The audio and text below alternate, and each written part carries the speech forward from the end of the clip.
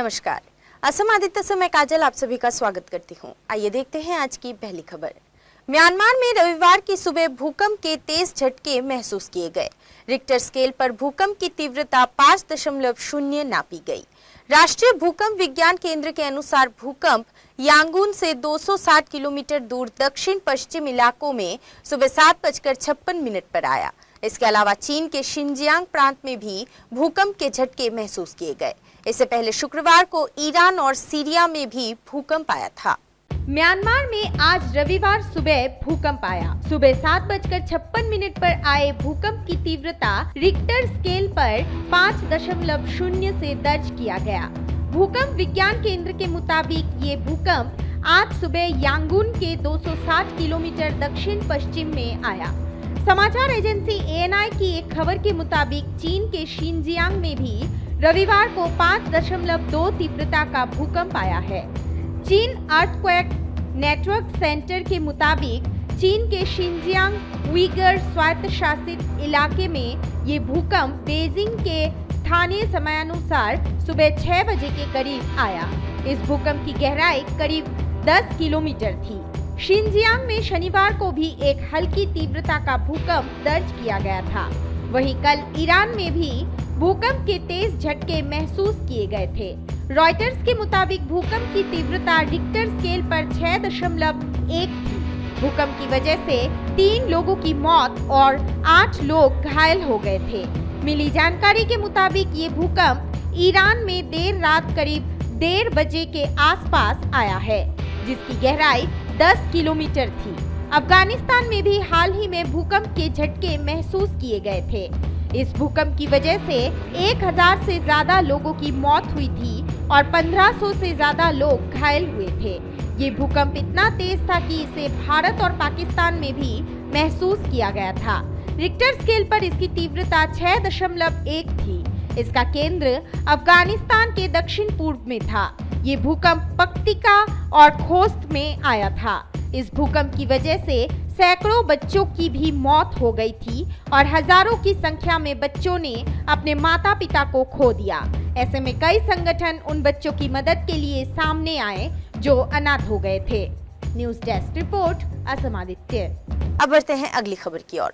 भूस्खलन में बालटाल मार्ग पर 2 पुलों के बह जाने के बाद अमरनाथ यात्रा को सुचारू रूप से जारी रखने के लिए भारतीय सेना ने गुरुवार और शुक्रवार की मध्य रात्रि में उनको रिकॉर्ड समय में रातों रात फिर से बना दिया।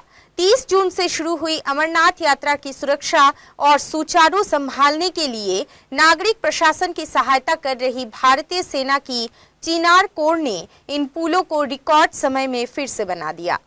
अमरनाथ यात्रा के बालटाल मार्ग पर गुरुवार और शुक्रवार की दरमियानी रात में भूस्खलन और पानी के तेज बहाव के कारण बहे 2 पुलों का सेना ने रिकॉर्ड समय में पुनर्निर्माण किया है। सेना ने इन पुलों को रातों रात फिर से बना लिया। 30 जून से शुरू हुई अमरनाथ यात्रा की सुरक्षा और इसके सुगम संचालन के लिए भारतीय सेना की चिनार कोर प्रशासन की सहायता कर रही है। बताया जा रहा है कि तापमान में अचानक वृद्धि होने के बाद भूस्खलन हुआ और इसके कारण पुल बह गए थे। इससे बालटाल मार्ग पर काली माता के पास रास्ता बंद हो गया था। चिनार कॉर्प्स ने ट्वीट किया, 1 जुलाई को बालटाल एक्सिस पर ब्रारीमर्ग के पास 2 पुल भूस्खलन से क्षतिग्रस्त हो गए थे। चिनार कॉर्प्स ने मार्ग को फिर से शुरू करने और यात्रियों को 4 घंटे से अधिक समय लगाकर चक्कर लगाने से बचाने के लिए सामग्री जुटाई और पुलों का पुनर्निर्माण रातों रात कर दिया। पुल बह जाने पर स्थानीय प्रशासन ने चिनार कोर से मदद मांगी। इस पर चिनार कोर के किलो फोर्स ने तुरंत प्रयास शुरू किए। सेना ने हेलीकॉप्टर, खच्चरों, पोर्टर्स से इंजीनियर रेजिमेंट के ब्रिजिंग स्टोर्स के साथ जरूरी सामान जुटाया। तकनीकी विशेषज्ञों ने भी मदद की और पुलों को फिर से तैयार किया गया। सेना ने कहा कि एक रिकॉर्ड समय सीमा में चिनार कोर की 13 इंजीनियर रेजिमेंट ने विपरीत मौसम और अंधेरे के बावजूद रात भर में नया पुल बना दिया। इससे यात्रा बिना बाधा के जारी रह सकी और तीर्थयात्रियों में सुरक्षा की भावना पैदा हुई। अमरनाथ भगवान शिव का 3880 मीटर ऊंचाई पर स्थित गुफा मंदिर है। इस बार अमरनाथ यात्रा 2 साल के अंतराल के बाद आतंकी खतरे के बीच शुरू हुई है। सुरक्षा के लिए विस्फोट का पता लगाने के साथ साथ अन्य कार्यों के लिए सुरक्षा बल तैनात है। इसके साथ साथ 200 शक्तिशाली बुलेट प्रूफ वाहन संवेदनशील स्थानों पर रखे गए हैं। आतंकी खतरों के मद्देनजर सुरक्षा के लिए अमरनाथ की ओर जाने वाले वाहन मार्गों पर 130 से अधिक खोजी कुत्तों को भी तैनात किया गया है।